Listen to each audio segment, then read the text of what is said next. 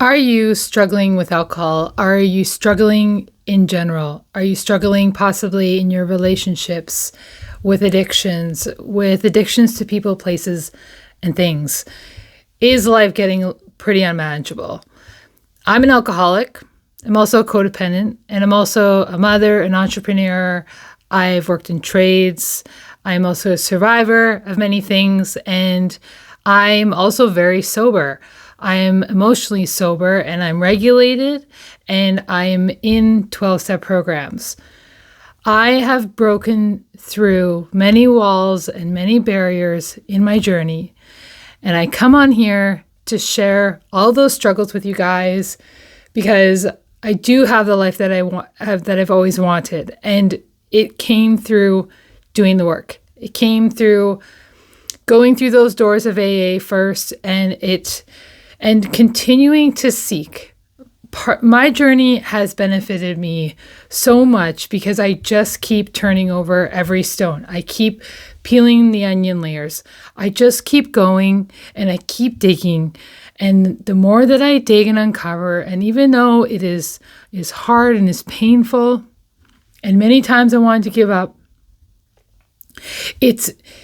I'm so much farther than I ever been before, and so much healthier and happier.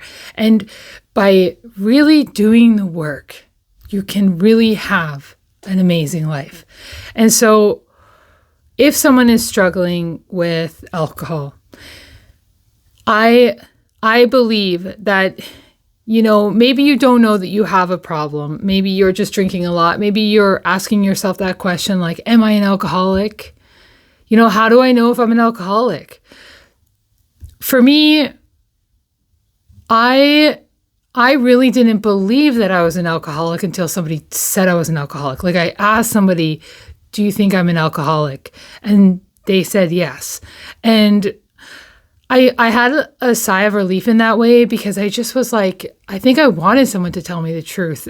I didn't know how to tell myself the truth, but I had someone tell me that truth. And I was so happy to hear that. I was like, okay, like, this is what's going on. Like, because I just want out of this. I just want this to be over. I want something new and different. I don't want to be in pain anymore. I don't want to struggle anymore. And, not to say that my life doesn't have struggles today. Like, I am struggling to get to a better place, but the kind of struggle I mean is in active addiction when I'm all alone and I'm broke and I'm hurting and I'm physically in pain and I'm in emotional pain, like that kind of struggle, like that isolated person that was sick and alone, that was me. I was in such bad state. I was in a bad relationship. I was not good to myself. I hadn't grown up yet. I hadn't done the right work. Like, I hadn't really started growing into being the person that I am today. And it started with removing the booze. And then it started with, eventually removing the cigarettes, removing medications, bit after bit. Like, I'm not talking heavy duty medications, but when I first went to treatment, I was on a bunch of stuff to help me minimize my drinking, or just to like cope with my drinking. And so, I think I was on like 6 things when I went into treatment, but, slowly, like, my mindset was, I want to get off of everything and I want to get free. I want to be free of this stuff. Like I'm even free of all carbonated pop today. Like, as of a few months ago, that was one of my newest challenges. Like, I'm just removing more and more addictions from my life, getting more and more freedom, moving forward, and I'm actually gaining and grasping at the life that I've ever wanted. But I couldn't do that without really removing the alcohol, the drugs, all the toxic stuff, the toxic people, the toxic situations, toxic living arrangements. Like, I've had to clean up the wreckage. I've had to do really hard work. I've moved so many times. I've changed jobs. I'm out here struggling and changing to fix my life for the better. And it started with Alcoholics Anonymous. And then I kept going. I went to Codependents Anonymous, and I keep digging and I keep going and I'm curious and I want health and I want health for everyone in my life too, like my kids too. And so that drive to get better started with my step one. It started with getting to a room. And if you're someone that's like, really alone right now and you don't know if you're drinking, like it's been the best thing that's ever happened in my life. But I did not believe that when I was in active addiction. I didn't think it was possible. There's nothing, no one could ever tell me what I am saying today and how I feel about my life today. There's no way if I could hear this, I just don't even think. I have to be really patient, do the work, and then believe that I'm going to get there one day. But if you're alone and if you're isolated and if you're in pain, when you decide, like if someone is wanting to get better, going to a room is scary just to think about going to the room. And what happens when you go to the room is that there's a lot of nice people there that want to help.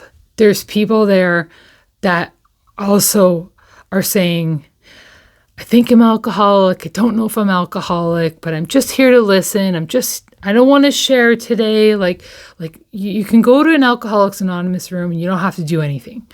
When I first went, they say, are there any newcomers today? I never said I was a newcomer. I didn't want any attention on me. I didn't want anyone to know me. I didn't even want to think or admit that I was this, that I was like those people, that I might be codependent, that I might be alcoholic, that I might be a drug addict. Like, I didn't want to ever say that I was those terrible things. But when I started going to those rooms and hearing there's hundreds of people in the world that are just like me, that are alcoholic, that are drug addicts, that are making mistakes and trying to make better choices. Like, I went to those rooms and I just found a bunch of other normal people trying to get better. It's just scary to think about going, but it's not scary to be there. Like, I go into the doors, there's a nice man or woman that's going to greet and say hello and have a seat. Sit wherever you want. Sit in the very back where no one's going to see you. Wear a hat with your hat down. Like, just go sit in there and feel it out. Like, feel it and don't do anything. If that's all the courage that you have to get to an AA room, maybe you just need to tell yourself, I'm just going to go see. Like, I'm just going to go see and make a secret private appointment to go see what an AA room looks like, what a Codependents Anonymous room looks like. Like, there's no rule book that says how you have to get better and how you have to get recovery and how you should fix and change your life. The first thing is just, do you want to fix and change your life? Do you believe that you could have better? Do you want better? Do you want to live? Like, I was asking myself, like, do I want to live? Do I want better? Is it possible? And I had to have that little conversation with myself that, yeah, maybe I do want this. Like, maybe I do. Like, maybe I don't want to die. Like, but I do know that I can't do it on my own. I do know that I can't do this by myself. And that was after trying like 1,000 times. I really then finally gave up and was like, okay, I might need some extra help here. So I went to the rooms and people in there are sober. And there are some people that are sometimes even go there that aren't even sober. And, it takes a while, right? Like, but anyways, you go in these rooms, they're not scary. You sit down and people say, like when I was in an AA room, I had to say, hey, I'm Jazz and I'm an alcoholic. It always starts with identifying yourself. But you don't have to say you're an alcoholic if it's your first meeting. You don't have to say you're a newcomer. You don't have to do anything you don't want to do. If you just want to go see what it's like, you can just go see what it's like. And that would mean finding like an open meeting, because some of them are open and closed. And that is on the websites that they will tell you if it is open or closed. But honestly, even if it's probably closed and you just went and sat in, no one's going to turn you away.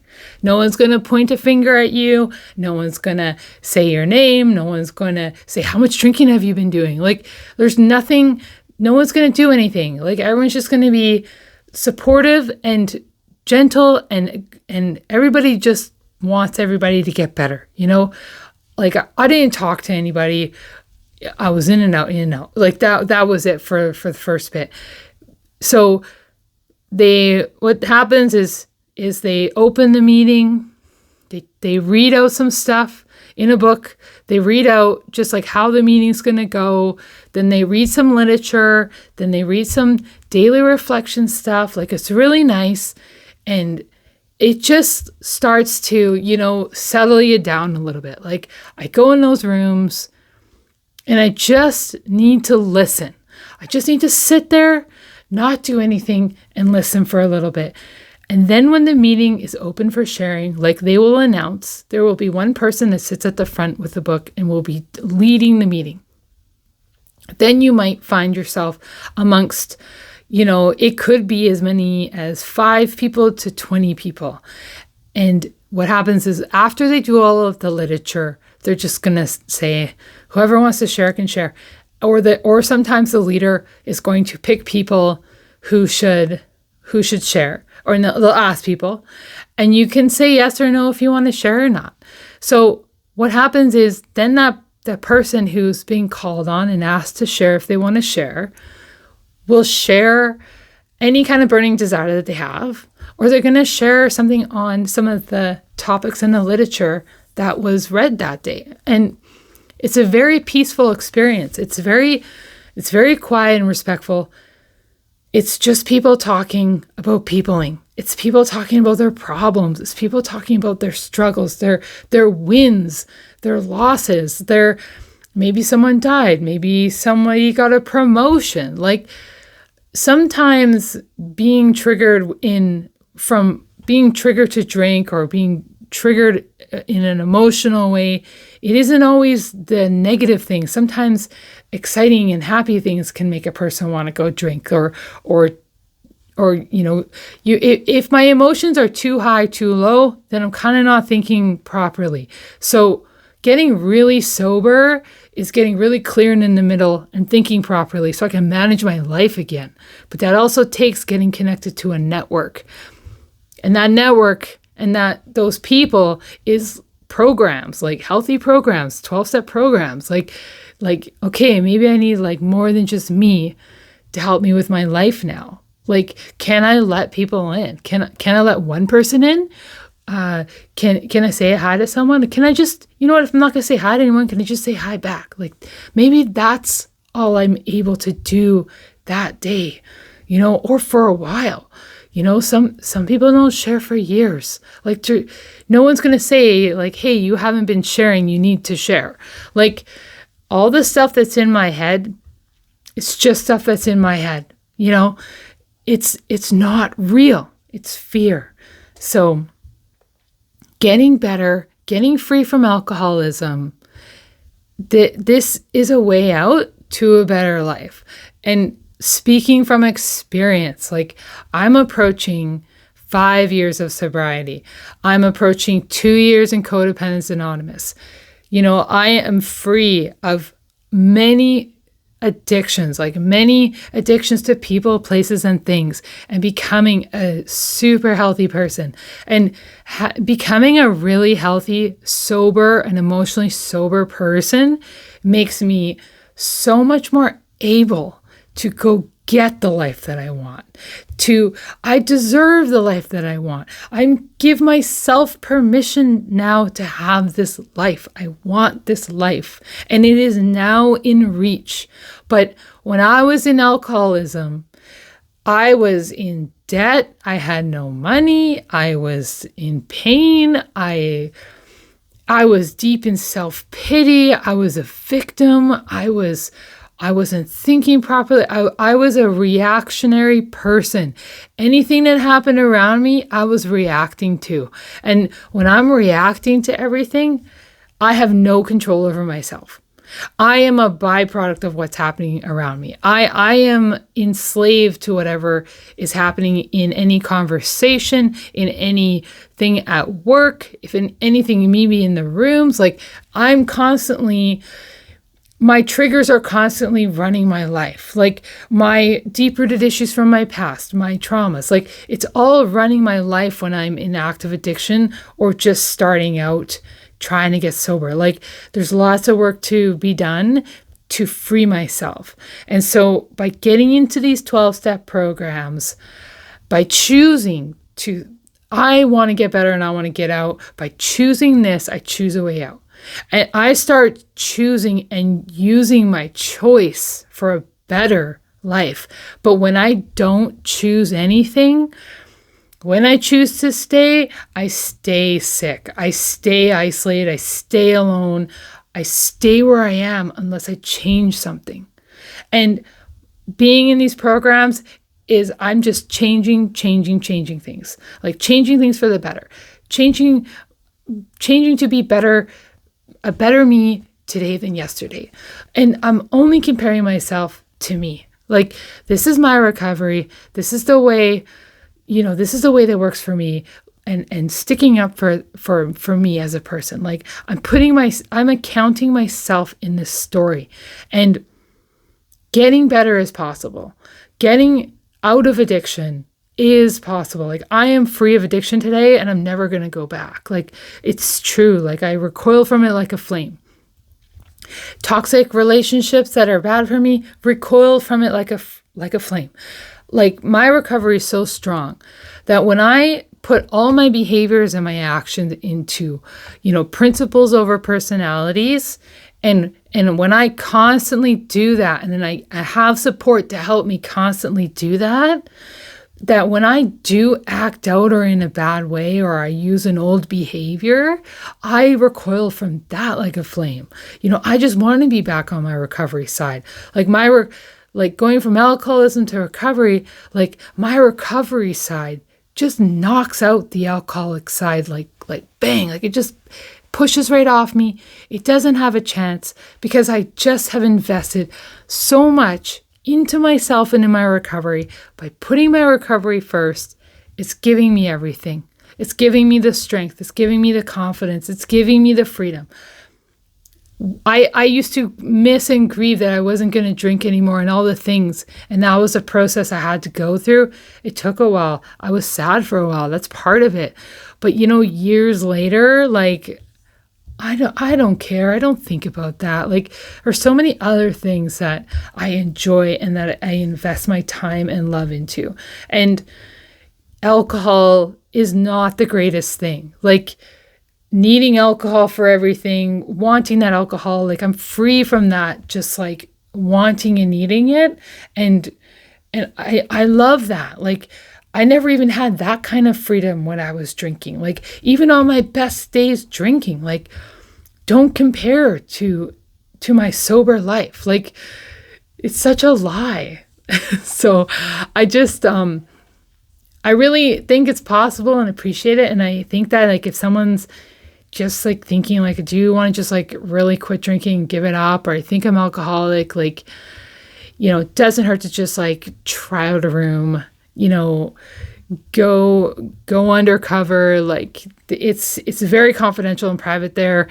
There's no names, or you're not allowed to say what's happening in the, like, you're not allowed to talk about people's shares in the room. Like there's lots of anonymity, and so you're safe and protected in that way that like it's super confidential. So you can just go by yourself. Like you don't have to tell anyone.